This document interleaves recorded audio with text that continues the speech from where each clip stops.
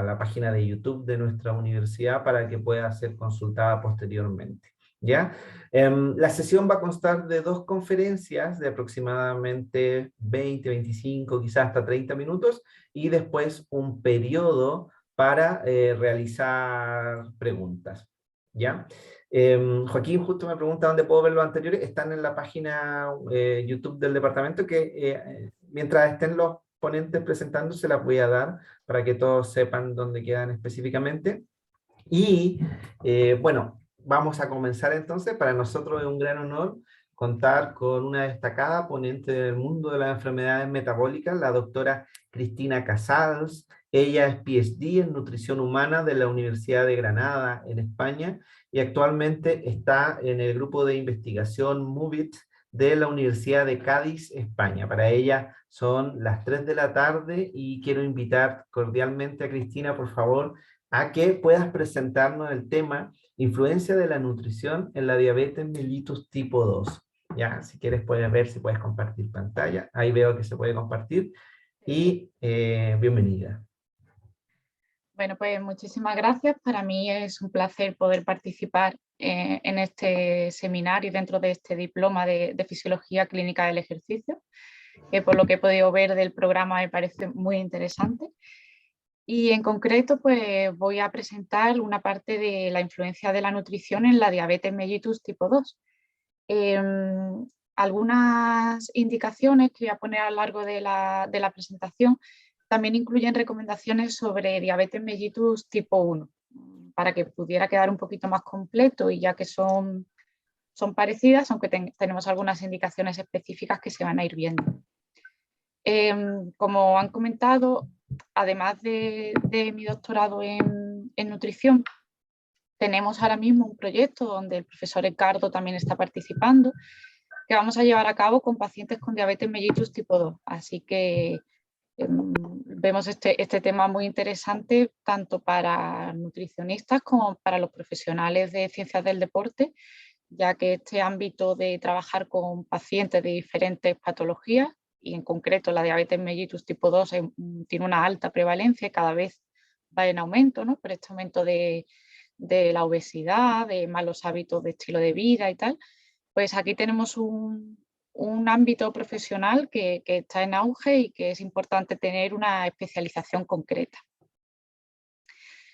Bueno, pues comenzamos con que hay una alta evidencia. A lo largo de esta presentación podrán ver cómo en algunos apartados voy incluyendo grado de evidencia A, que sería el más alto, ¿vale? En concreto, esta diapositiva tendría un grado de evidencia A.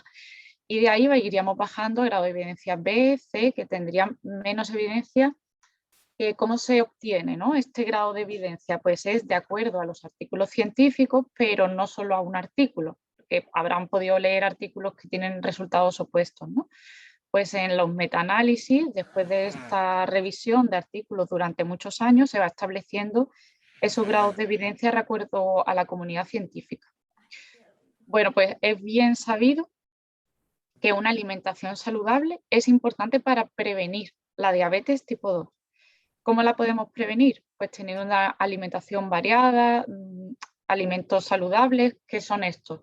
Pues que tenemos que intentar evitar los alimentos procesados, las bebidas azucaradas, cosas así, ¿no?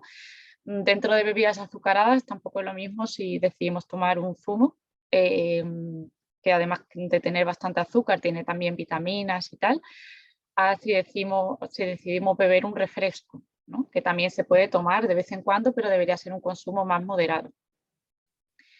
Bueno, y una de las cosas muy importantes para prevenir la diabetes tipo 2 con la alimentación es ese balance energético, el no llegar a desarrollar obesidad.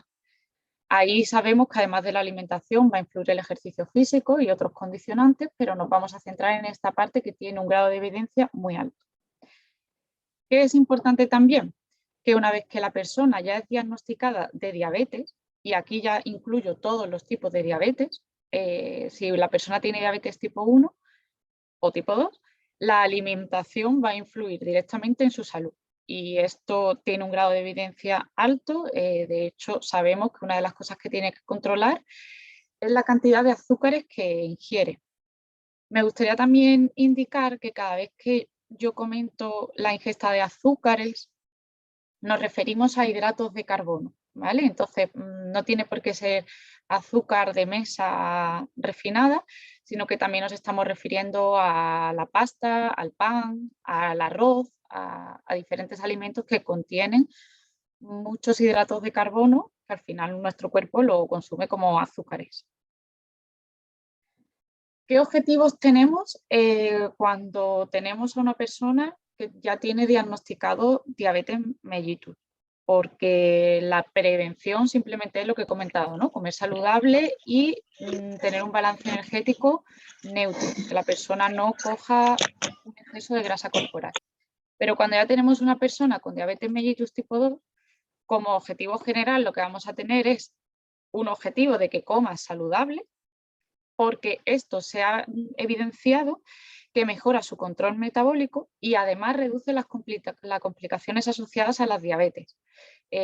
Por ejemplo, nefropatía diabética o retinopatía, problemas en la retina, ¿no? O el pie diabético, que es muy conocido. Pues todas estas complicaciones que están asociadas a la diabetes se pueden prevenir a través de una correcta alimentación, porque así la persona también tiene obviamente que tomar sus medicamentos adecuadamente, ¿no? Pero así la persona puede tener mejor controlados sus niveles glucémicos y se evita todos estos problemas que van asociados a la diabetes. Entonces vamos a intentar tener nuestro principal objetivo es que tenga un control glucémico aceptable, dentro de que van a ser pacientes con diabetes, pero que no estén en hiperglucemia y también tenemos que evitar que tengan una hipoglucemia. Esto además combinado con el ejercicio físico es importante. Si conseguimos que se mantengan unos niveles óptimos de glucemia, como hemos dicho, vamos a retrasar esa aparición de otras complicaciones que están asociadas a la diabetes.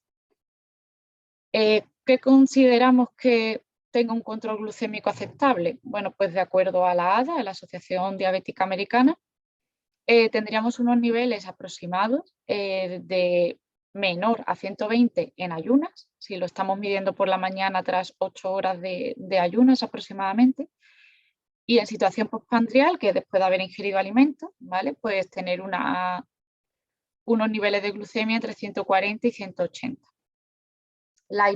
Por encima de esto sería hiperglucemia y la hipoglucemia se considera en unos niveles muy bajitos de glucemia que si no se ingiere azúcar en ese momento, pues nos llevaría a un desmayo. Eso, por ejemplo, lo tenemos que tener en cuenta a la hora de estar realizando también ejercicio físico. Bueno, como objetivos específicos, porque ahora todo esto lo vamos a ir desarrollando un poquito, pues igual que con el resto de personas en general y de otras patologías, vamos a intentar que consuman una gran variedad de alimentos. En la variedad está la clave porque eso nos va a evitar la desnutrición de micronutrientes. Sabemos que tenemos los macronutrientes, que serían hidratos, grasas y proteínas, y luego los micronutrientes, que tenemos numerosas vitaminas y minerales que son necesarios para el mantenimiento de la vida y para la salud. Entonces, hay gente que se obsesiona mucho con que un alimento es rico en selenio o un alimento es rico en vitamina C. Y al final, más que ir mirando, porque tenemos muchísimos micronutrientes, algo tan sencillo como comer variado o comer frutas y verduras de todos los colores, que también se dice, te va a aportar de una forma sencilla esa variedad y te va a evitar esa desnutrición en micronutrientes. ¿Cuándo es importante atender a esta variedad, ¿no? Más que en una persona normal? Pues cuando vamos a hacer una dieta donde queremos que baje de peso. Si estamos en diabetes mellitus tipo 2, vamos a intentar que esa persona baje de peso y por lo tanto, una de las cosas que va a hacer, aunque nosotros intentemos que la dieta sea amena, que no pase mucha hambre para que tenga una buena adherencia, una de las cosas que va a ocurrir es que va a tener que comer menos cantidad. Entonces, al comer menos cantidad, sobre todo en dietas que se hacen muy hipocalóricas, con mucha restricción de calorías, al comer muy poquito, ahí tenemos más riesgo de que esos micronutrientes que están en una cantidad pequeñita también en los alimentos no lleguen a ser lo suficientes, ¿no? Entonces, para evitar tener que dar un suplemento vitamínico que no suele ser necesario, lo que se prescribe es esta variedad de alimentos siempre que la persona no tenga alergias, hay personas que son muy alérgicas a muchos alimentos, ahí sí que quizá habría que suplementar, pero en general esa variedad ya nos da esa base y no tenemos que preocuparnos más. Bueno, y los objetivos específicos, pues vamos a intentar conseguir que la hemoglobina glicosilada esté por debajo del 7%, que la presión arterial también sea normal, porque uno de los ricos en diabetes mellitus tipo 2 es que tienen también hipertensión. Aquí influye también el consumo de sal y el consumo de grasas, porque una mayor arteriosclerosis también está asociada con la hipertensión. En concreto, podemos ver que uno de los objetivos va a ser mantener unos niveles de lípidos en sangre adecuados también y saludables. Tenemos aquí unos valores de referencia para hombres y para mujeres, y luego también tenemos lo de los triglicéridos. Entonces vamos a atender al colesterol, a los triglicéridos, y vamos a procurar que no haya una dislipemia, que suele ser muy común en la diabetes mellitus tipo 2, ya que va también de la mano con el desarrollo de la obesidad. Entonces, todo esto desde la nutrición lo tenemos que intentar reducir, o al menos que no vaya a peor. Pero en general, con una alimentación adecuada, mantenida durante 3 meses, si se consigue también, por ejemplo, una reducción de la masa grasa de un 5 o un 10%, se consigue mejorar todos estos parámetros. En esta conferencia, como también es cortita, me voy a centrar en adultos no gestantes, ¿vale? Pero si tenemos a niños, pues sí que hay que tener mayor cuidado con no hacer una restricción calórica severa, con estar aportando todos los nutrientes para poder permitir un crecimiento y un desarrollo adecuado. Y cuando tenemos una persona que está embarazada o que está en la fase de lactancia, también tenemos que adaptar ese aporte energético. Por ejemplo, aumentamos la cantidad de proteínas durante el embarazo, no somos tan restrictivos con las grasas que se consumen, porque tiene unas necesidades aumentadas. Esto simplemente lo comento a modo de detalles, aunque no nos vamos a centrar en diabéticas embarazadas o lactantes. Bueno, pues dentro de estas recomendaciones nutricionales, tanto en personas con diabetes mellitus tipo 1 como con diabetes mellitus tipo 2, se tiene un grado de evidencia A de que una terapia nutricional o un asesoramiento nutricional por un especialista mejora la patología. Incluso hay gente que cuando se encuentra en una fase inicial de la diabetes mellitus tipo 2 se puede revertir y que se ha diagnosticado como persona sana, fuera de la diabetes. No obstante, aunque esto es bien conocido, yo creo que no solo por los profesionales, sino por la población en general, la importancia de una alimentación adecuada. Yo creo que además en los últimos años ha habido bastante boom en torno a esto y la gente cada vez está más concienciada.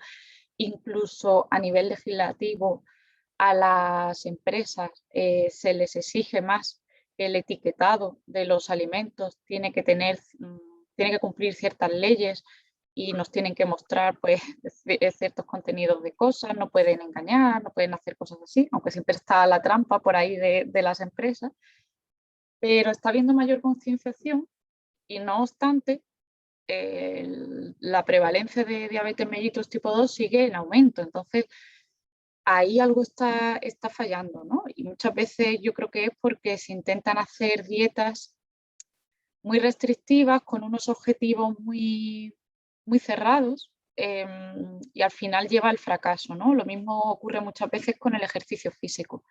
Entonces es importante el mantenimiento de la persona. Aquí estamos destacando que en diabetes mellitus tipo 2 una restricción calórica mejora la salud. Entonces me gustaría hacer aquí un pequeño matiz, que normalmente lo que se intenta recomendar para evitar que la persona abandone, ¿no? Y que no tenga una mejora de su salud, para fomentar esa adherencia, es que se suelen establecer restricciones calóricas pequeñitas, moderadas. Por ejemplo, de 300 o 500 calorías al día, que tampoco sea bajar muchísimo. Entonces, si estamos en sabéis que las calorías que tiene que comer, pues vamos a poner una mujer bajita, pequeñita, o ahora un hombre que mide 2 metros. varían, ¿no? Pues ese hombre que mide 2 metros le vamos a poner que reduzca las 500 calorías y a una mujer que que no tenga una complexión grande y que mida a lo mejor, no sé, 1,55, pues no le vamos a poner 500 calorías, reduciría 300, incluso podríamos valorar 250, ¿vale? Que no sea una restricción calórica muy alta. Al final, 200 calorías te las pueden dar 4 galletas o una cosa así, que tampoco es tan elevado. Pero sí que se debe mantener eso. Entonces, lo que se suele hacer para mantener la adherencia es que hacemos un programa de lo que se dice dieta, que es la restricción calórica, de 6 meses.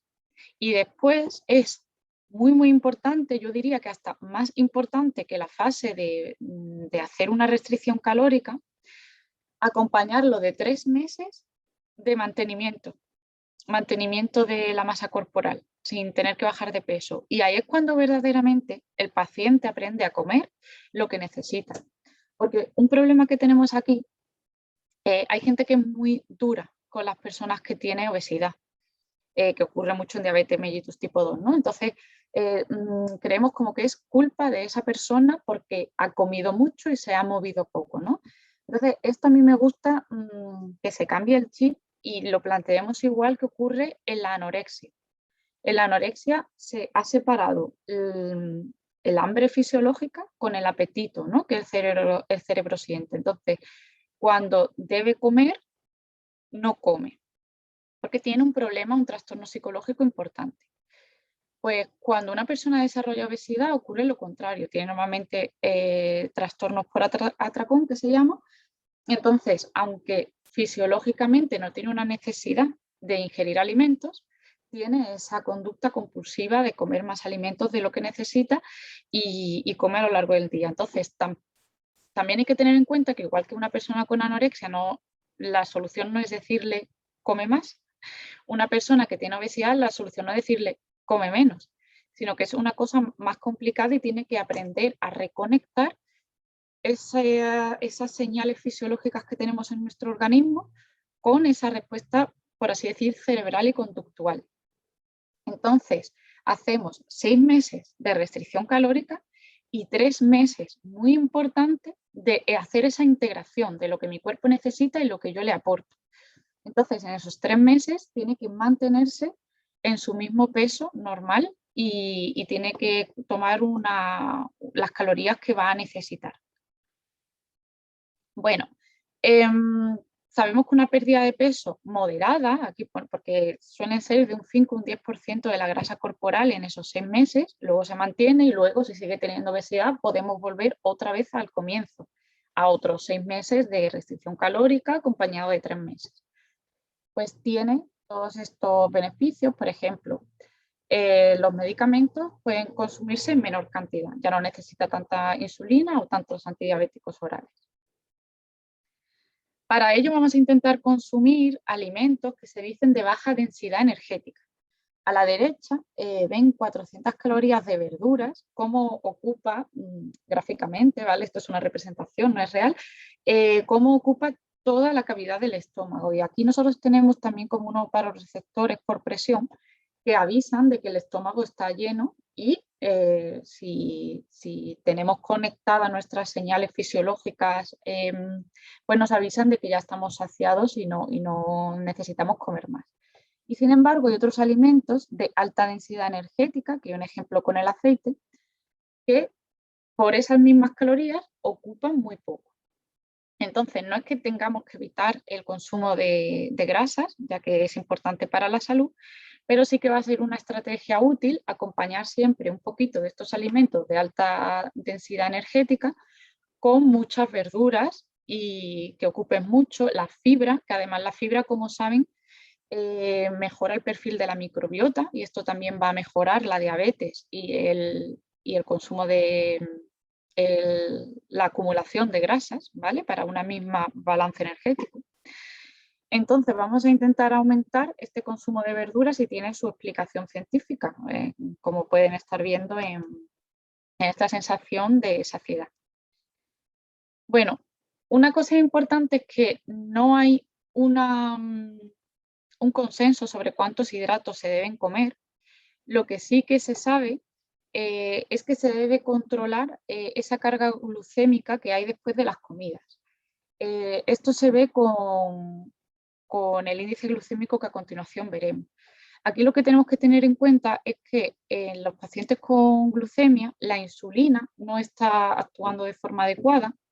Entonces, cuando suben los niveles de glucemia no tenemos mecanismos para bajarlo.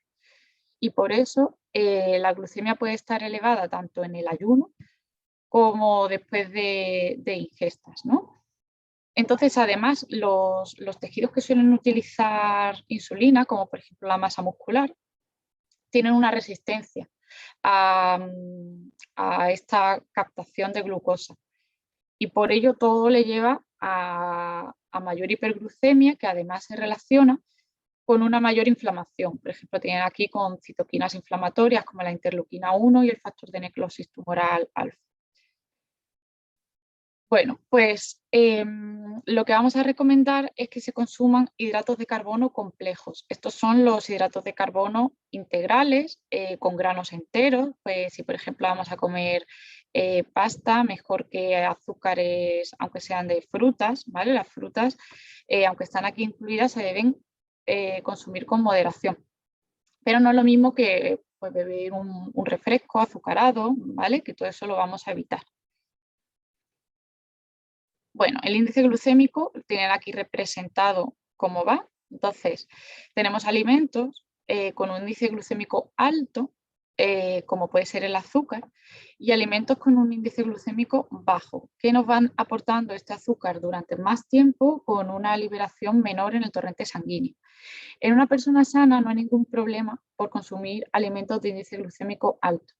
En una persona con diabetes sí que vamos a tener que controlarlo, ya que con estos picos les cuesta hacer que baje, ¿vale? Entonces, como tenemos un pico tan alto y no tienen una insulina que actúe de forma adecuada, van a tener que consumir más insulina y esto suele llevar a problemas porque no adecuemos bien la dosis. Lo que me parece importante es que vean que se deben espaciar las tomas de alimentos para dar un tiempo a que baje, ¿vale? Este pico de insulina. Y luego que es lo mismo estar consumiendo azúcar refinado que, por ejemplo, dátiles, ya que hay gente que cree que como los dátiles es un alimento natural, pues han hecho un bizcocho con dátiles en lugar de con azúcar y se creen que el índice glucémico es mejor.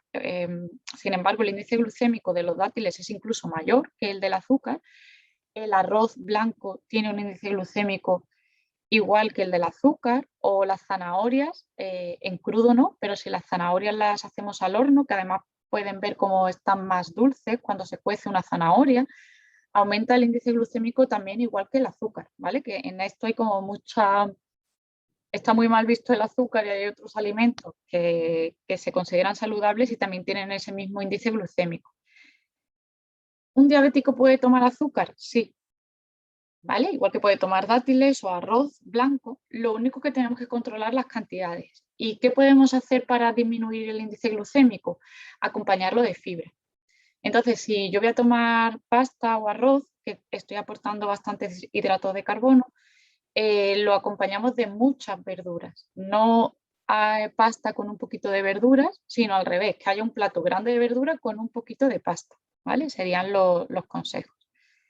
En cuanto al azúcar de la fruta, pues también se deben controlar, tienen que tomar frutas, no es que se evite, pero ahí sí que vamos a intentar más tomar, por ejemplo, si es una naranja, pues la pieza de la naranja entera, en lugar de tomar un zumo de naranja, donde estamos quitando toda la fibra que está en la pulpa y estamos aportando el azúcar de normalmente 2 o 3 naranjas en lugar de comer solo una.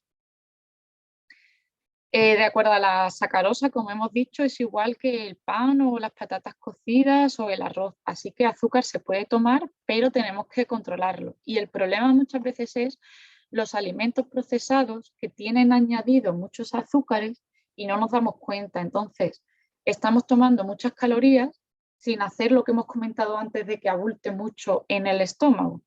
Entonces nos dificulta poder bajar de peso en la diabetes mellitus tipo 2 y por eso se suelen evitar los azúcares, no porque esté prohibido, sino porque dificulta el bajar de peso ya que nos estamos tomando calorías sin darnos cuenta, ¿no?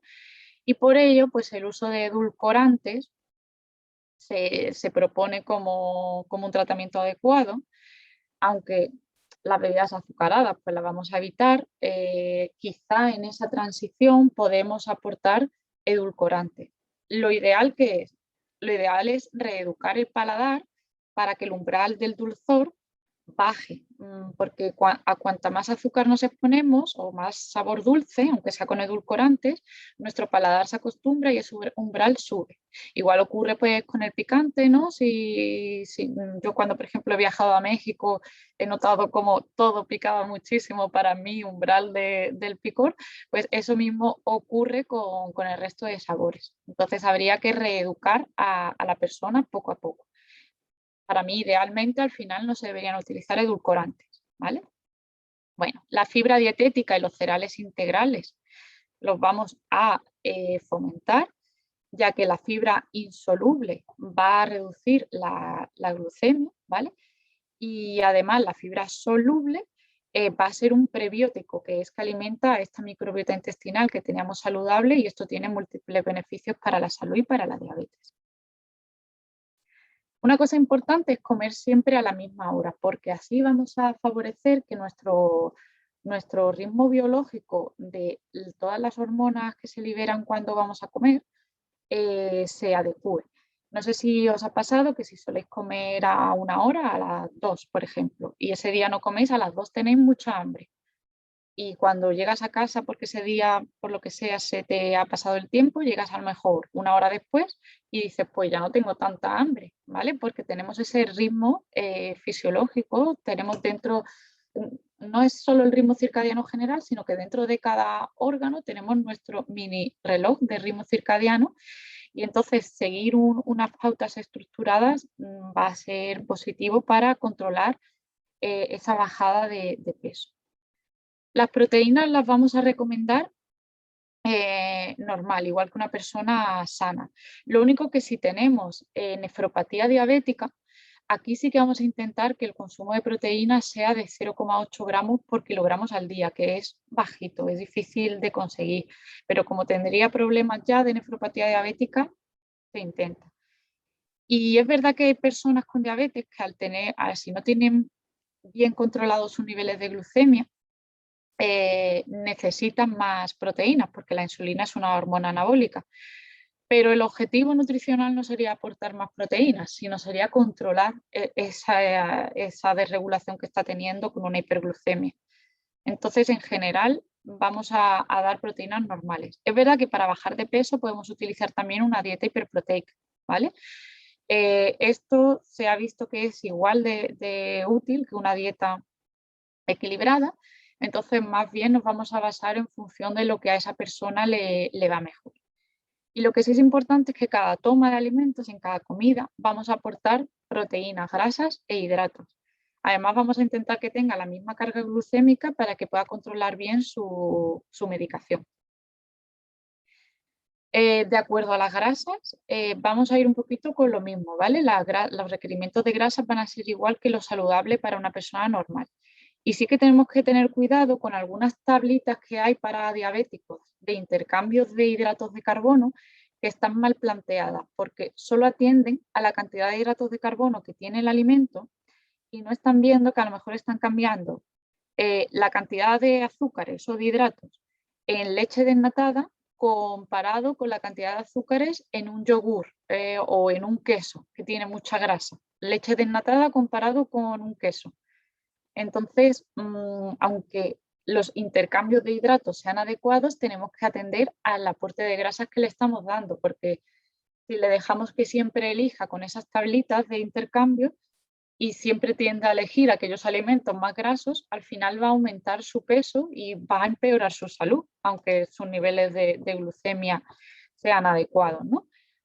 De hecho, tanto en diabetes mellitus tipo 1 como en diabetes mellitus tipo 2, suele haber una dislipemia, ¿vale? Suele haber una alteración de este perfil lipídico. Dentro de los ácidos grasos monosaturados los vamos a fomentar, ¿vale? Vamos a intentar que el control glucémico sea adecuado, disminuyendo el riesgo de enfermedades cardiovasculares gracias a este aporte de ácidos grasos monosaturados que son muy altos, ¿vale? Muy buenos. Los ácidos grasos omega 3 de cadena larga también se aconsejan un aumento. Sin embargo, no hay evidencia científica de que sea necesaria una suplementación. Los ácidos grasos saturados y las grasas trans vamos a evitarlo ya que saben que tienen un aumento del riesgo de arteriosclerosis.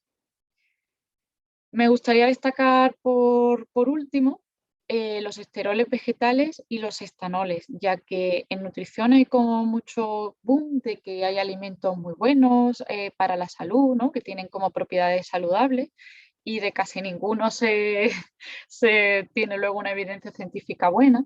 Sin embargo, los esteroles vegetales y los estanoles sí que disminuyen el colesterol que podemos decir malo, ¿vale? El low density lipoprotein colesterol. Y estos esteroles vegetales tenemos en el mercado alimentos que están enriquecidos. Aquí en España tenemos el Danacol, yo supongo que en Chile no será exactamente la misma marca de alimentos, pero hay enriquecidos. Y de forma natural, el aceite de girasol o el aceite de maíz tienen un alto nivel de esteroles vegetales. Sobre todo si se están consumiendo en crudo, sin freír, sino por aliñar o poco fritos, poco cocinados, ¿vale? Y además nosotros a la hora de preparar los alimentos vamos a intentar evitar los alimentos fritos porque serían muy altos en grasa y vamos a preferir cosas salteadas o hechas al vapor o cositas así. Entonces, este consumo de esteroles vegetales disminuyen el nivel de colesterol. Sin embargo, también disminuyen, porque lo que hacen es como una película alrededor de las partículas de grasa, también disminuyen la absorción de vitamina A. Entonces, tomarlo en suplementos, porque venden en la farmacia suplementos de esteroles vegetales, puede tener su beneficio cuando una persona ya tiene un colesterol alto y entonces ese balance de riesgo-beneficio nos compensa.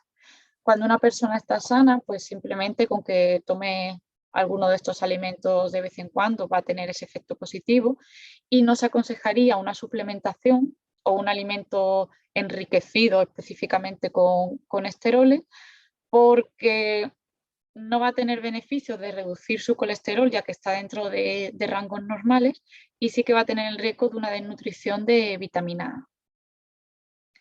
Bueno, pues con esto finalizamos. Muchas gracias por su atención. Luego en la parte de preguntas, imagino que quizá tienen muchos detalles de cosas que no se han podido tocar en este tiempo y estaré encantada de que tengamos un debate al final. Muchas gracias, Cristina. Y tal como dice Cristina, recuerden, las preguntas van a ser al final y pueden particularmente ir escribiéndolas en el chat para que no se les olvide. Es decir, no la guarden para el final, pueden escribirla, después la vamos a revisar. Y continuando con el programa, quisiera dejarlos con el profesor Edgardo Paso, quien es académico del Departamento de Kinesiología de la Universidad de Chile, magíster en Fisiología y que actualmente está haciendo su doctorado en la Universidad de Cádiz, en España, quien nos va a relatar el tema ejercicio intervalado en diabetes mellitus tipo 2. Edgardo, por favor. Gracias, Rodrigo. Estoy sincronizando las pantallas.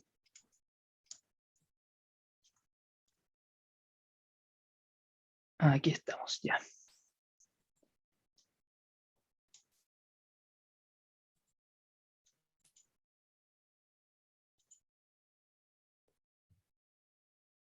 Ahí se comenzó a compartir, perfecto.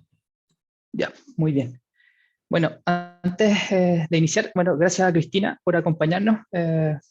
Estamos trabajando, como ella muy bien decía, en proyectos de diabetes específicamente y de entrenamiento para resolver algunas dudas que también les voy a compartir ahora en la presentación.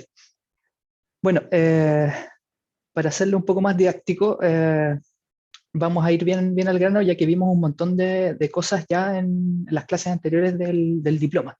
Así que vamos a ir al terreno de básicamente los entrenamientos de alta intensidad o HIIT, y si es que finalmente nos responden a la interrogante de si es lo que necesitamos para resolver la diabetes mellitus tipo 2 o tenemos otra alternativa. Entonces, hoy día vamos a revisar tres tópicos. Vamos a hablar de las características del ejercicio basado en intervalos. Vamos a hablar de también los tipos de intervalos de alta intensidad específicamente y cómo nosotros los aplicamos en diabetes mellitus 2.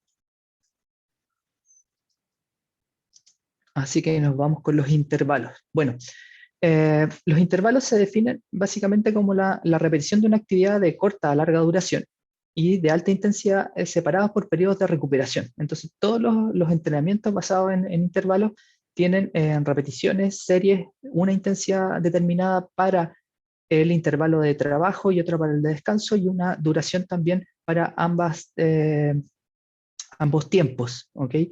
Una de las ventajas que nosotros vemos en el entrenamiento de intervalos es que la percepción de fatiga y de intensidad no es acompañada inmediatamente con el aumento de la carga de trabajo, ¿ya? Y eso nos facilita una estimulación de varios procesos internos y que el ejercicio pueda alcanzar intensidades más altas de que la persona podría tolerar si es que fueran ejercicios de mantención de la misma intensidad en el tiempo.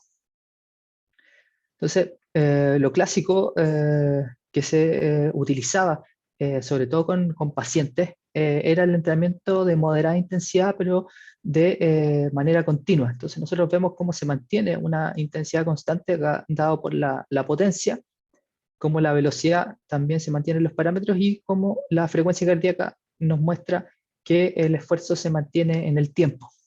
¿Okay?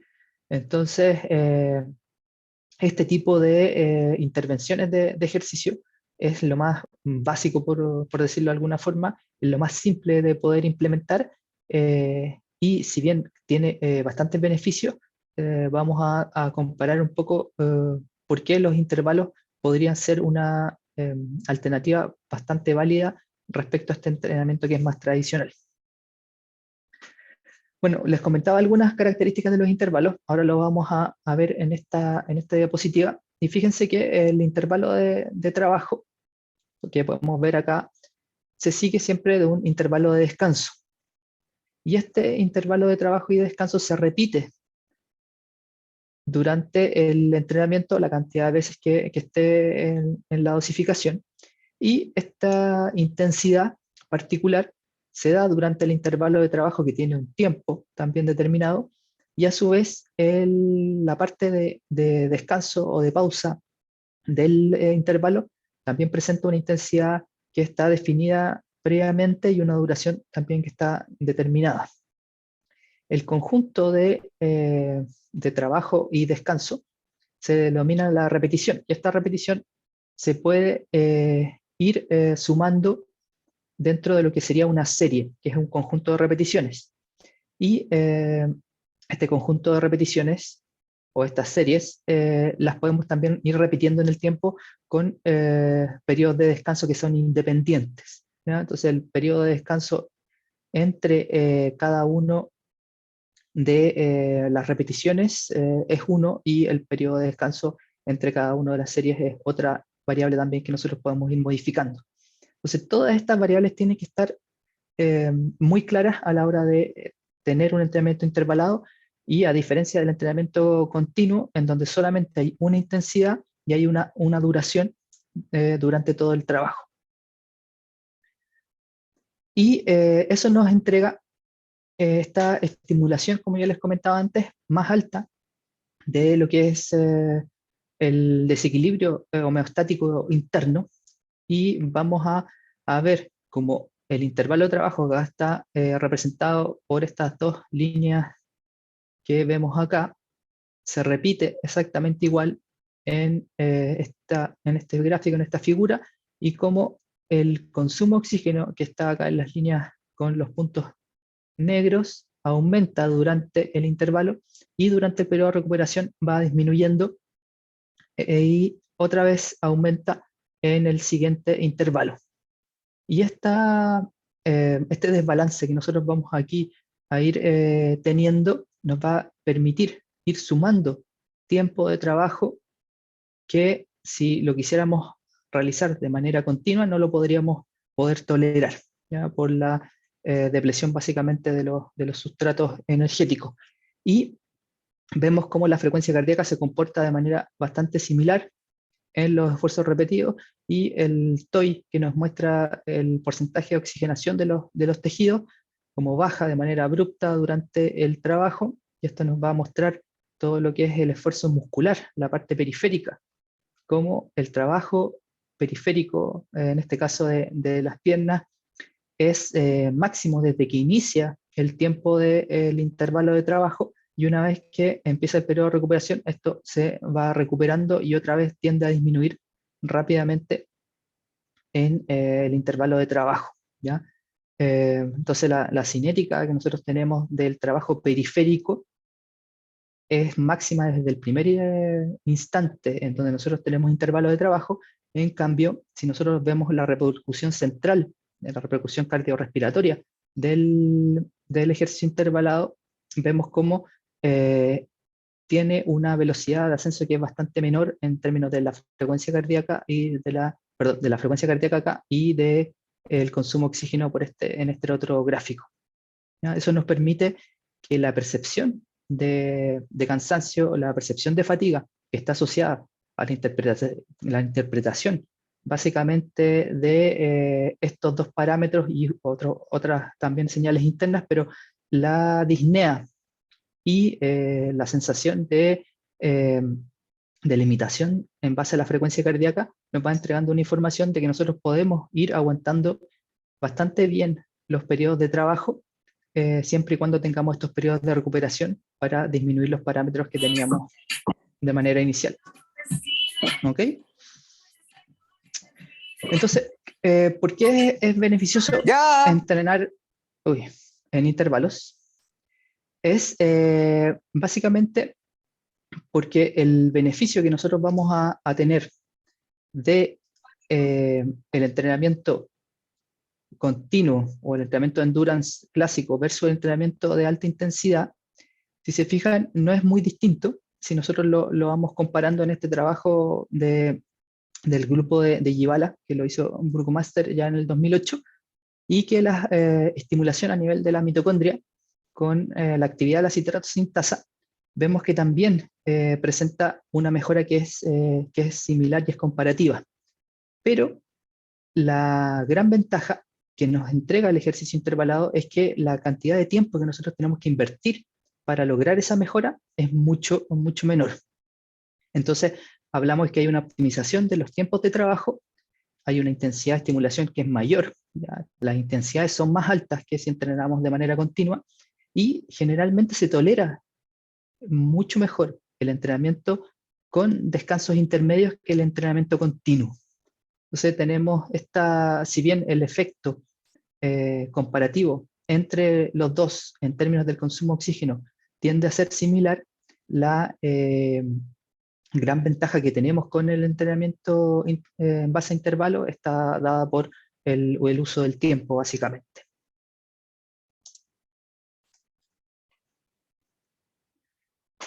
Y dependiendo de la duración del intervalo, también es distinto el objetivo que nosotros vamos a ir logrando. Por ejemplo, en este estudio de McPherson del 2011, vemos otra vez contrastado el efecto de un entrenamiento de moderada intensidad y continuo con un entrenamiento ya de muy corta duración, que es el entrenamiento CIT. Y vemos cómo, si bien el rendimiento mejora, porque bajan los tiempos en la prueba que hacían estos sujetos en bicicleta, vemos que aumenta el consumo de oxígeno en ambos grupos, pero a nivel cardíaco, nosotros como comparamos estos dos tipos de entrenamiento, vemos que el grupo que entrenó de manera más continua y de intensidad moderada, tuvieron un aumento mayor en lo que era el gasto cardíaco. Y también el consumo de oxígeno, que si bien se mejoran los dos, tiene un componente que es central y un componente que es periférico. Tenemos una asociación que es directa entre la mejora del corazón, por un lado, en el aumento del consumo de oxígeno, pero por otro lado, la mejora del consumo de oxígeno se puede ver relacionada con la mayor extracción de oxígeno a nivel muscular. Y esa extracción de oxígeno a nivel muscular está dada por una estimulación a más alta intensidad. Y eso finalmente es lo que explica las mejoras, sobre todo en intervalos de alta intensidad y de muy corta duración, en lo que es la mejora del consumo de oxígeno. ¿Ya? Entonces, bien interesante ir entendiendo cuál es la real utilidad de este tipo de trabajo. ¿Ya? En ese sentido, dependiendo del tipo de HIIT que nosotros vayamos a plantear en términos de la duración y en términos de la intensidad, que es lo que vamos a ver un poco después, tenemos un continuo de objetivos a los cuales nosotros apuntar en lo que sería la mejora, en donde los ejercicios que representan intervalos más largos y de una intensidad un poco menor van a ir asociados más a mejoras a nivel central, y a medida que nos vamos acercando a lo que es el entrenamiento de intensidades máximas, el punto de estimulación más importante va a estar a nivel periférico, a nivel muscular. ¿Ya? Entonces tenemos que elegir básicamente el tipo de dosificación dependiendo del objetivo que nosotros queramos lograr y también la limitación que nosotros podamos evaluar en nuestros pacientes. Y en ese sentido vamos a caracterizar algunos de los tipos de HIIT que podemos tener nosotros disponibles, ¿ya? Dado que se ha utilizado mucho, sobre todo en el tema del fitness, el término de los intervalos de alta intensidad, y nosotros tenemos que poder identificar realmente qué es un intervalo de alta intensidad en base a ciertas características. Lo primero que se necesita para que un intervalo sea de alta intensidad, y es como la característica central, es obviamente la intensidad. Y esa intensidad tiene que estar alrededor del consumo máximo de oxígeno, ya entre el 85 y el 95% al menos del consumo máximo de oxígeno. Y si miramos lo que sería la frecuencia cardíaca máxima, los valores son bastante también cercanos a el máximo que nosotros podemos llegar a tener en una evaluación. Pero el gran problema de la frecuencia cardíaca es que no tiende a elevarse de manera tan rápida, sobre todo en los intervalos más cortos. Entonces, entender los intervalos de alta intensidad en base a lo que sería la frecuencia cardíaca o el consumo de oxígeno no es tan directo y requiere ir mirando sobre todo los últimos intervalos para poder entender cuál es la real carga a la cual nosotros nos estamos enfrentando. Pero por otro lado, si utilizamos la velocidad o la potencia asociadas al consumo máximo de oxígeno o las velocidades finales alcanzadas de las pruebas incrementales, sí es más fácil poder determinar a ciencia cierta que estamos en zona de alta intensidad, que sería entre el 90 y al 120% de estas velocidades finales. Bueno, entonces dependiendo, y yo les hablaba de que habían intervalos más largos, intervalos más cortos. Esta clasificación de WEN del 2019 lo divide en tres grupos, de acuerdo, por un lado, a la intensidad del intervalo. Habla que los entrenamientos tipo HIIT cortos debieran durar menos de 30 segundos, los de mediana duración entre 30 segundos y 2 minutos, y los de larga duración más de 2 minutos. La sesión, el volumen total de sesión, y aquí nosotros solamente vamos a estar pensando en cuánto es el tiempo efectivo de trabajo, ¿ya? O sea, el tiempo en el cual nosotros nos encontramos a alta intensidad finalmente, habla de que en menos de 5 minutos es un HIIT de bajo volumen o de low volume, como está acá. De 5 a 15 minutos es un HIIT de mediano volumen, y un HIIT de más de 15 minutos es un HIIT de alto volumen. Y en cuanto a la duración de la intervención de ejercicio, la divide en menos de 4 semanas, de 4 a 12 y más de 12 semanas, ¿ya? Y también podemos hablar de que la frecuencia de entrenamiento que podemos encontrar en la literatura es de menos de 3 semanas y más de 3, menos de 3 sesiones por semana y más de 3 sesiones por semana. Es un poco lo que se ve, y así nosotros podemos ir entendiendo el tipo de intervención de acuerdo a ciertos parámetros que nosotros podemos identificar. Y la otra clasificación que está ya más en términos deportivos, ¿ya? Es la clasificación de Buchheit y Laursen de su libro HIIT Science, que nos muestra básicamente 4 tipos de variaciones de entrenamientos de alta intensidad. El HIIT clásico, que nosotros vamos a identificar con 2 tipos de duración. El HIIT largo, que es más allá de 2 minutos, y el HIIT corto, que tiene una duración menor a estos 2 minutos. El entrenamiento de tipo SIT, que se diferencia del entrenamiento HIIT básicamente es porque su intensidad es máxima. ¿Ya? Aquí el entrenamiento HIIT, en las características de entrenamiento largo, la intensidad que se utiliza es máxima, ¿ya? Es justo abajo de la intensidad a la cual se obtiene el consumo máximo de oxígeno, y cuando hablamos del HIIT corto, generalmente la intensidad puede ir incluso hasta el 120% de esa intensidad obtenida por esta prueba incremental. ¿Ya? En cambio, los protocolos SIT hablan de esfuerzos de 20 a 30 segundos, pero con una intensidad máxima. Y después existen 2 tipos de clasificaciones que están más asociados a repeticiones de sprint, ¿ya? Es Repeated Sprint Training, y juegos basados en alta intensidad, que, como les digo, la utilización básicamente es en deportes, ¿ya? Entonces nos vamos a enfocar ahora en los HIIT largos, cortos y el entrenamiento tipo SIT. Los HIIT largos, como les comentaba, de duración de más allá de 2 minutos. Nosotros tenemos aquí en azul lo que sería la carga de ejercicio, y como en este caso en rosado tenemos la potencia que se va generando en cada una de las repeticiones de manera real, y como la frecuencia cardíaca tiene el comportamiento que yo les mostraba antes de aumento durante el intervalo y una disminución durante el descanso. Pero si se fijan bien, la frecuencia cardíaca máxima que nosotros obtenemos al final de cada uno de los intervalos va aumentando a medida que se suceden las repeticiones. Y eso finalmente nos va a estar dando la acumulación de carga de ejercicio, que es el beneficio que esperamos de este tipo de entrenamiento.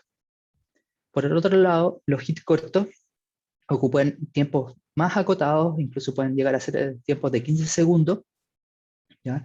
En este caso son 30 segundos de trabajo por 30 segundos de descanso, y si se fijan, el comportamiento de la frecuencia cardíaca tiende a ser oscilante, pero en este aumento que es constante a medida que van sucediendo las repeticiones. Tiene un descanso más largo entre la primera serie y la segunda serie, pero el comportamiento es similar en la segunda, ¿ya?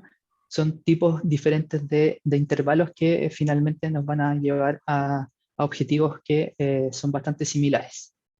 Y por otro lado, el entrenamiento de SIT, o el Sprint Interval Training, o el Speed Interval Training, dependiendo un poco de la literatura que se consulte, nosotros vamos a ver que en este intervalo de 20 segundos, la potencia que tenemos acá en azul es máxima al inicio del intervalo, y luego va disminuyendo a medida que va pasando el intervalo. Y la frecuencia cardíaca tiende a responder con esta ascensión rápida, y que incluso el máximo de frecuencia cardíaca es posterior al final del intervalo de trabajo.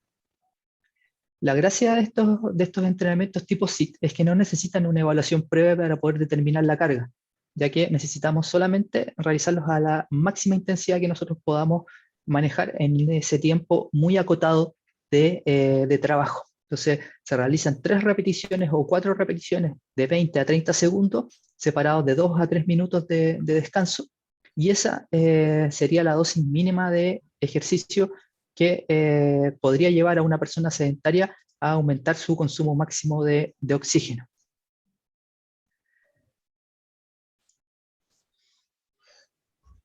Bueno, y finalmente vamos a ver de qué nos sirve esto en la diabetes mellitus 2. Básicamente, en la diabetes mellitus 2 nosotros podemos identificar alteraciones que son del tipo antropométricas, con aumentos del peso corporal y perímetro de cintura. Además tenemos alteraciones metabólicas asociadas a la sensibilidad a la insulina y al manejo de la glicemia, y además alteraciones en la capacidad física, donde vamos a tener principalmente una disminución del consumo máximo de oxígeno. Si nosotros revisamos un poco la literatura, vamos a ver que los ejercicios cardiorrespiratorios son indicados en cada una de las guías en donde finalmente se pretenden manejar este tipo de problemas. Y vamos a ver una revisión que hicimos con nuestro grupo de investigación respecto a cómo el entrenamiento HIIT y en comparación con el entrenamiento MIC va a modificar cada uno de estos objetivos. Lo primero, el peso corporal. Nosotros vemos que si comparamos el entrenamiento HIIT contra sujetos control que no hacen ejercicio, el entrenamiento HIIT sería una buena alternativa para poder disminuir el peso corporal.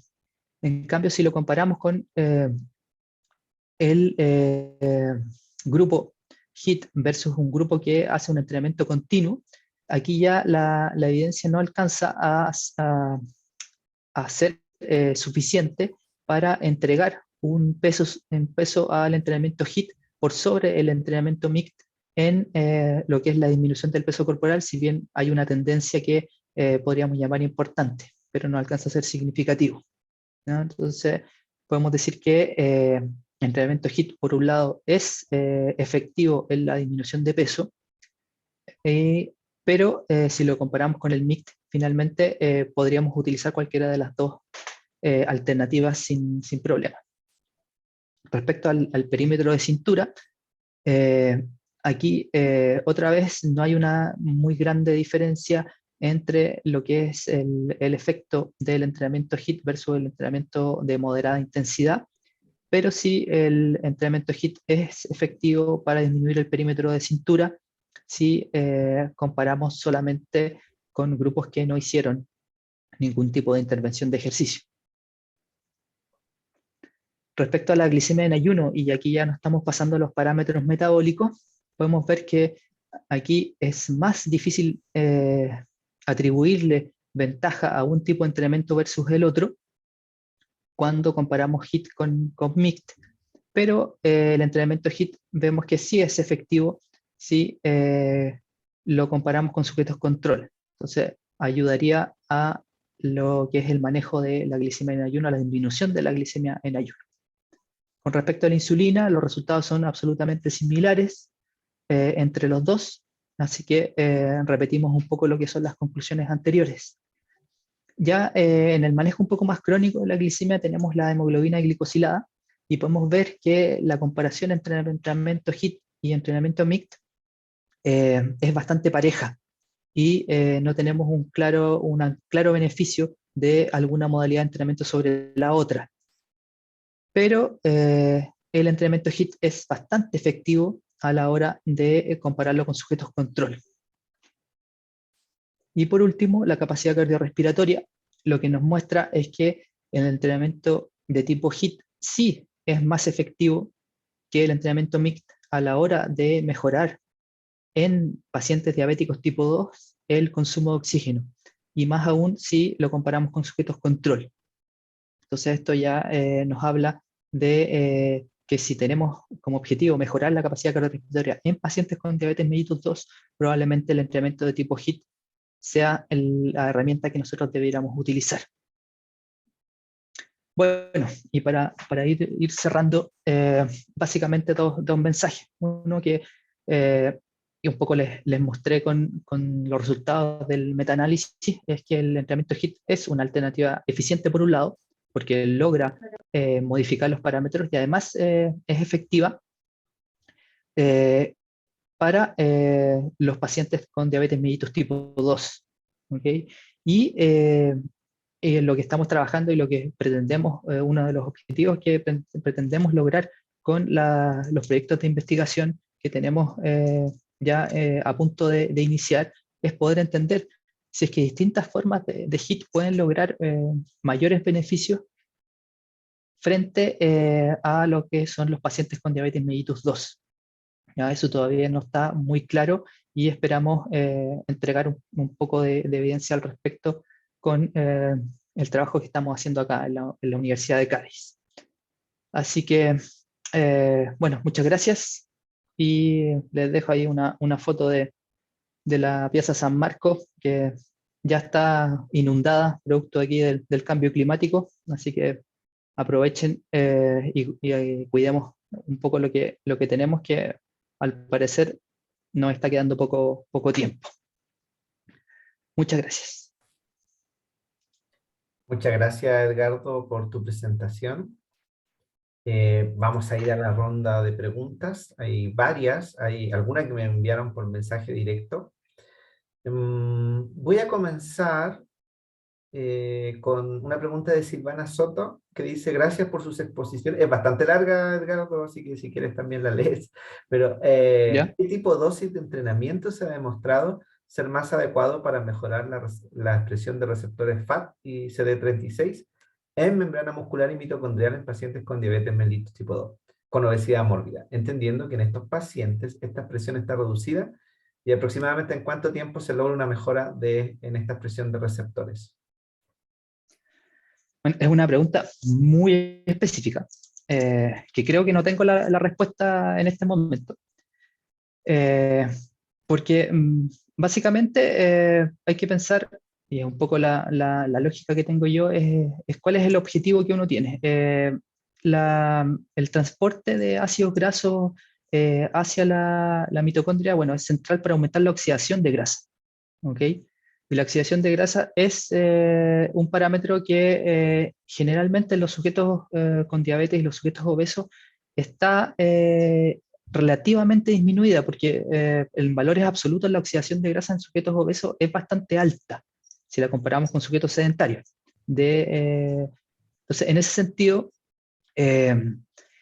la mejora en la oxidación de grasa se ha visto que mejora al comparar sujetos que entrenan resistencia versus sujetos que no entrenan resistencia.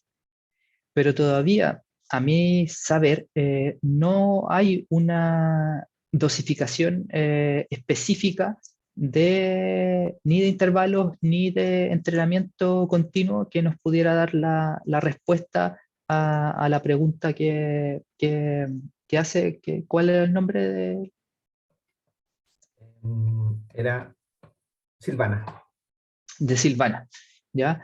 Entonces, en términos prácticos, lo que uno debiera hacer es mejorar la capacidad que tiene la persona de realizar ejercicio, y entre más ejercicio haga, probablemente va a ser más beneficioso para lo que sería la oxidación de grasa, ¿ya?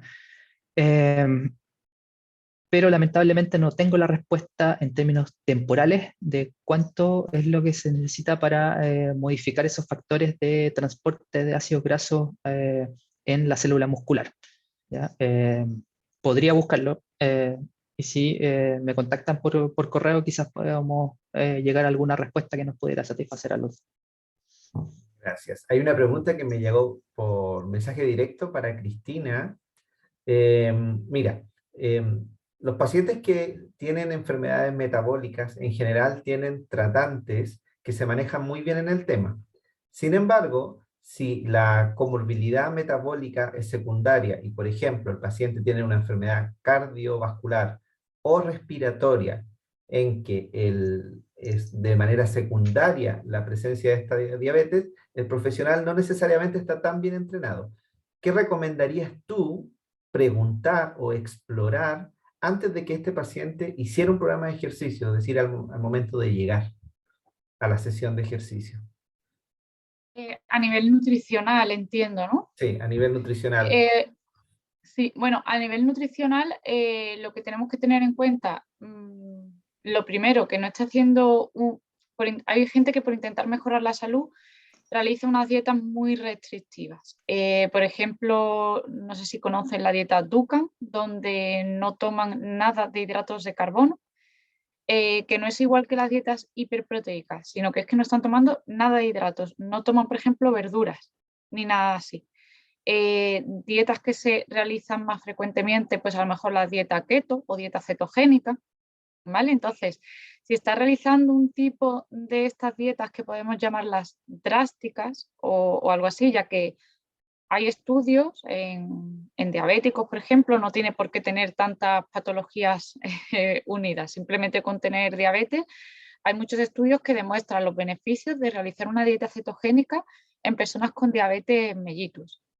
Entonces la persona, si lee eso, pues puede llevarla a cabo. Y si bien es cierto que haya personas que le puede ir bien, no puede llevarse a cabo por todo el mundo. Entonces, cuando la persona es sedentaria, no importa tanto, porque aunque esté como con una cetosis más elevada o no esté tomando nada de hidratos, como está, pues como ha comentado también Edgardo, va a estar consumiendo una oxidación de grasas, en realidad en reposo, al no llevar al cuerpo a una intensidad alta, normalmente no se ven esos efectos. Sin embargo, si les vamos a realizar un ejercicio físico, les vamos a llevar normalmente le llevamos a alta intensidad, a veces, aunque ni queramos, a veces creemos que estamos en una intensidad moderada y para la persona es muy alto, ahí sí que podemos tener ciertos problemas, sobre todo si viene de realizar dietas con restricciones de hidratos. Nos va a costar meterle alta intensidad. O un ejercicio que creemos que es adecuado, porque con el ejercicio físico aumenta la cetosis, aumenta la inflamación, pues antes hemos comentado, yo qué sé, las interleuquinas, el estrés oxidativo va a aumentar y normalmente eso es positivo, que haya esos aumentos de estrés oxidativo, esos aumentos de inflamación, estimulan nuestra capacidad antioxidante y nuestra respuesta antiinflamatoria. Sin embargo, si vienen a hacer una dieta restrictiva, por ejemplo, donde no consumen verduras, que hay pacientes que lo hacen, eh, la capacidad antioxidante está disminuida y a lo mejor nosotros estamos prescribiéndole ejercicio físico desde el punto de vista del profesional de ciencia del deporte externo y no estamos viendo a nivel metabólico que ese estrés oxidativo está siendo demasiado alto y al final dañamos más al paciente. Los problemas que hemos dicho que podrían mejorar con el ejercicio físico, como la retinopatía, el pie diabético, si aumentamos demasiado el estrés oxidativo y la inflamación, podría ser contraproducente. Esto, ya os digo, es extraño, es en pacientes que están llevando dietas muy estrictas, muy severas. Cosas que vemos más frecuentes, pacientes que se someten a cirugía bariátrica, eso siempre lo preguntaría. Si tienen reducción de estómago o el balón intragástrico, porque aquí lo que vamos a tener es más riesgo de nutrición de micronutrientes. Entonces hay veces que también podemos estar haciendo ejercicio físico y si tiene falta de tocoferol o de vitamina C o incluso de hierro, que tenga una anemia, pues lo mismo, no nos va a poder rendir tanto la persona y no le podemos meter tanta intensidad.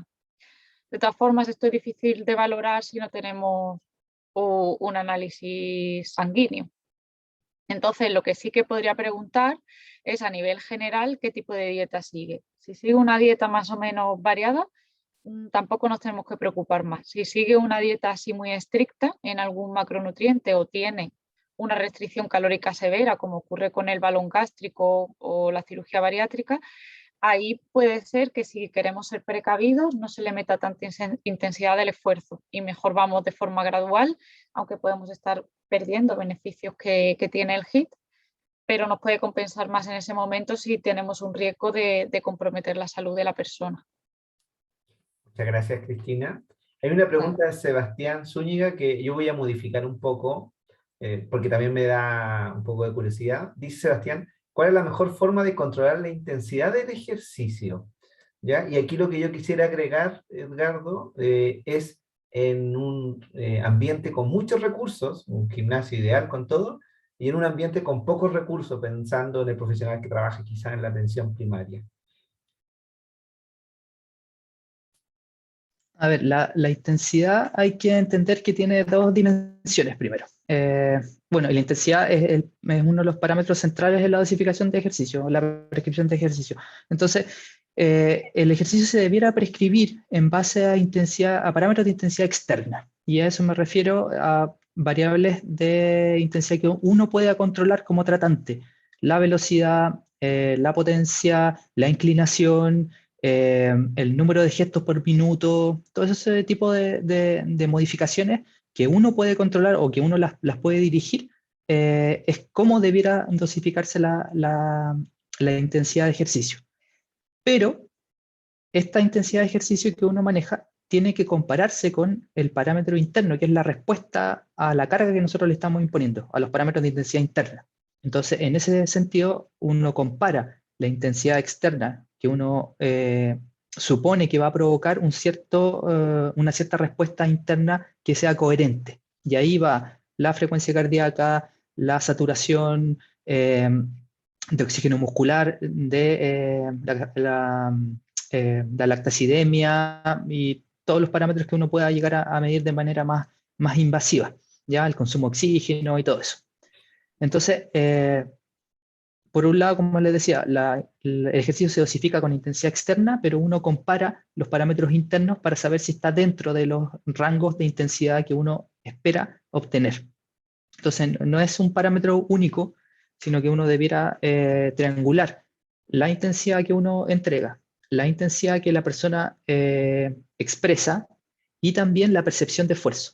Con esos tres parámetros triangulados, uno debiera poder tomar una decisión si es que la carga de ejercicio es adecuada o tiene que ser modificada en términos de disminuir la carga porque no la está tolerando bien o aumentar la carga porque ya la carga que nosotros le estamos entregando externa no está siendo suficiente para entregar el estímulo que nosotros esperamos que entregue. ¿No? No sé si Sí, me... yo estoy absolutamente de acuerdo contigo, Edgardo, porque a veces uno espera la receta, ¿cierto? Uno espera que le digan contrólalo por consumo de oxígeno o por frecuencia cardíaca, pero lo que dices tú, estoy plenamente de acuerdo que al final uno tiene que ir integrando, sobre todo en pacientes que usan fármacos que afectan, por ejemplo, la frecuencia cardíaca, y en que uno ya no puede basarse en ese parámetro. Ya hay bastantes preguntas, así que voy a ir seleccionando algunas por motivos de tiempo.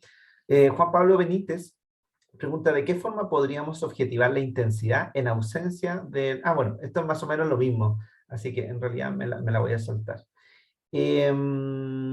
Una pregunta de ayuno intermitente. Daniel Artal dice: entendiendo que hay estudios que demuestran efectos positivos del ayuno intermitente en la salud, ¿se recomienda que una persona diabética o con resistencia a la insulina lo realice? Esta pregunta es para Cristina. Sí, una pregunta muy interesante. Voy a matizar dos aspectos. Primero, sobre lo que ha comentado en la prevención de la diabetes, ¿no? Entonces, el ayuno intermitente se ha demostrado que es positivo, hay mucho mito alrededor. Lo que ocurre es que también encontramos diferentes tipos de ayuno intermitente. Igual que antes he comentado la dieta hiperproteica, no es lo mismo una dieta hiperproteica moderada que una en la que se evite el consumo incluso de verduras, ¿no? Entonces, el ayuno intermitente que deja un ayuno de una ventana de 10 a 12 horas, que sería por la noche cuando uno está durmiendo y que no cene o no desayune justo al levantarse. Entonces, dejar 10 horas o 12 horas de ayuno al organismo en general es positivo, tanto para el control de la glucemia como para la estimulación de la autofagia, el sistema inmune, ¿vale? Es saludable tener una ventana de ayuno. Hay gente con un metabolismo más acelerado que no le podemos poner 12 horas de ayuno, que tendrían que tener 8 o eso variaría, pero en general podemos decir que 10 o 12 horas de ayuno está bien. Hay otros tipos de ayuno que, por ejemplo, solamente toman una toma de alimentos al día. El ayuno del guerrero, por ejemplo, lo toma solo por la noche o cosas así, o solo el desayuno. Entonces, hacer solamente una toma al día no sería saludable. incluso relacionado con la diapositiva que hemos puesto de la densidad energética en el estómago, tener que ingerir todas las calorías que necesito en una única toma, al final te va como ensanchando el estómago porque te lo está llenando mucho. Y el estómago, igual que cualquier otro tejido, se va dilatando, va a perder esa capacidad elástica, al final se va dilatando y tiendes a, con el tiempo, sentirte menos saciado. Entonces hay que diferenciar qué tipos de ayunos se realizan. Algunos son saludables y otros no. Hay algunos que son 3 días sin comer. Pues 3 días sin comer, si te ocurre en un momento dado, puede hacerse, pero no es algo a recomendar. Ahora, ayunos de 12 horas perfectamente. ¿Qué ocurre en la diabetes? En la diabetes no es tan sencillo prescribir un ayuno de 12 horas, porque normalmente lo que nosotros vamos a hacer es prescribir la toma de los hidratos y del resto de nutrientes, pero van a ir todos acompañados, de acuerdo al tratamiento farmacológico que sigue. Entonces, normalmente se hacen 3 tomas principales, que son a la vez que se inyecta insulina, o cuando no es insulino dependiente, cuando está tomando medicamentos como morfina y tal, sigue siendo igualmente aconsejable hacer mínimo 3 tomas. Lo normal es entre 3 y 4. Entonces, como tienen que estar espaciadas, como hemos dicho antes, de al menos 4 horas, al menos, que otras veces son un poquito más, casi que se hace un poquito imposible hacer el ayuno intermitente. Unir mucho las tomas, como se puede hacer en una persona sana, para luego tener una ventana de ayuno grande. En la diabetes trae el problema de que va a estar aún en hiperglucemia, aún no ha sido capaz de bajar los niveles de glucosa de la comida anterior y le metemos más comida de nuevo. Entonces le va a costar más poder bajar a esos niveles normales glucémicos y va a estar en un estado de hiperglucemia y va a ser más difícil. Por lo tanto, no se utiliza mucho en la prevención de la diabetes, pero una vez que la persona tiene diabetes no se utiliza mucho el ayuno intermitente. Y si se utiliza es de poquitas horas. Si a 8 horas sin comer se le llama ayuno intermitente, que es que depende, pues sí, pero no 12 horas sin comer o 16, que es un ayuno intermitente, 16 horas sin comer y 8 horas de ventana de comida. Eso se puede hacer en una persona sana, pero una persona diabética no, es complicado. Muchas gracias, Cristina. Aquí hay una pregunta muy práctica para Edgardo que dice, la hace Gonzalo Pons, en relación a la progresión del entrenamiento, ¿se recomienda iniciar un programa de entrenamiento con HIIT o primero lograr una adaptación con métodos continuos y luego progresar a una modalidad de HIIT? Bueno, en general es el depende. Depende de cuál es la historia de la persona. O sea, si la persona viene ya con una historia de entrenamiento físico, probablemente uno pudiera, después de evaluarlo, prescribirle una carga de entrenamiento HIIT que vaya a ir aumentando en volumen de repeticiones en el tiempo. Si es una persona que no tiene experiencia deportiva, probablemente necesita aprender el modo de ejercicio de manera segura y tener un fortalecimiento de todos los tejidos de soporte que le van a permitir realizar este ejercicio de alta intensidad. O elegir un modo de ejercicio que finalmente no estrese de mayor manera la parte musculoesquelética, ¿ya? Entonces hay que tener ojo con la historia clínica de la persona, ver cuál es la historia deportiva, no solamente la historia clínica, para poder enfrentar de la manera más óptima lo que sería el proceso de entrenamiento. En términos generales, los pacientes diabéticos no tienen una historia deportiva muy importante, entonces sí habría que iniciar con un periodo de adaptación anatómica probablemente dependiendo del sujeto, que puede ser lo mínimo 2 semanas y puede llegar hasta 6 o incluso hasta 8 semanas si es que no nos enfrentamos a alguien que tiene muy mala condición física, ¿ya? Así que sí, pues hay que evaluar primero, eso es central, antes de poder tomar una decisión y lo más conservador es partir siempre con un periodo de ajuste de carga moderada para ir evaluando cuál es la capacidad de la persona. Muchas gracias, Edgardo. Hay otra pregunta, también muy interesante, que alguna vez me ha pasado con mis pacientes. Víctor Arevalo dice, desde el punto de vista nutricional, esta para Cristina, ¿qué alimentos recomienda para pacientes diabéticos sedentarios que durante la terapia física sufren hipoglicemia? Algunos tienden a tomar Coca-Cola o algún dulce para subir rápidamente la glicemia, pero no sé qué piensas sobre eso. No creo que sea saludable, dice Víctor. Bueno, también en ese momento al final tenemos que ver lo del balance riesgo-beneficio. Si, por ejemplo, no le entra a comer un alimento porque no tenga hambre, optar por una bebida azucarada puede estar bien, porque ahí lo que queremos es que aumente los niveles de glucemia y así pueda realizar ejercicio físico, que es que también vamos a tener esos beneficios que nos aporta el deporte, ¿no?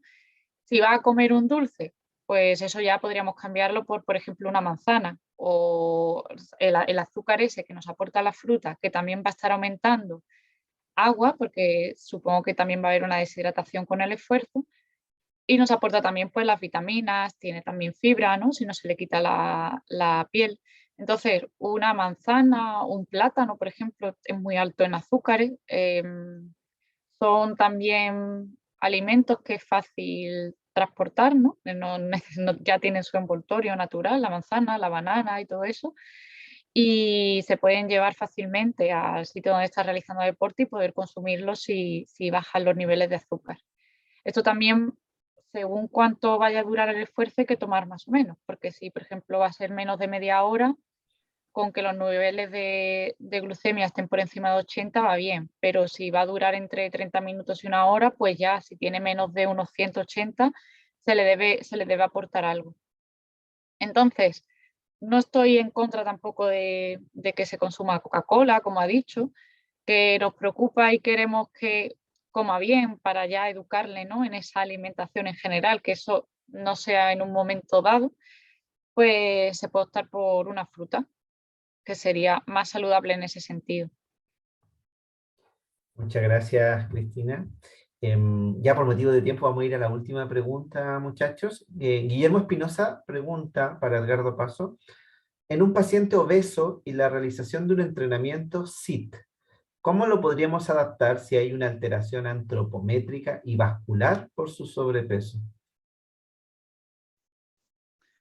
Bueno, en general, ahí hay que irse como a las características del entrenamiento cardiorrespiratorio.